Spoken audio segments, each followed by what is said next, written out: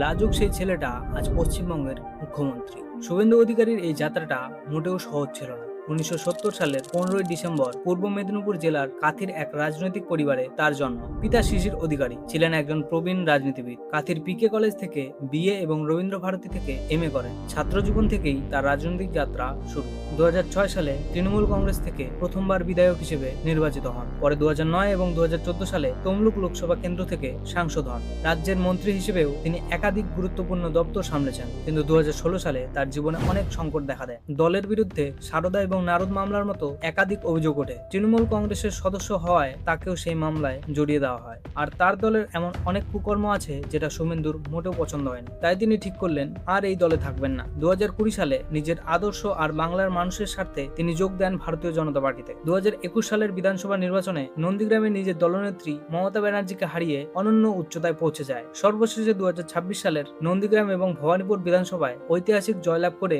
তিনি হয়ে ওঠেন বাংলার নতুন মুখ্যমন্ত্রী।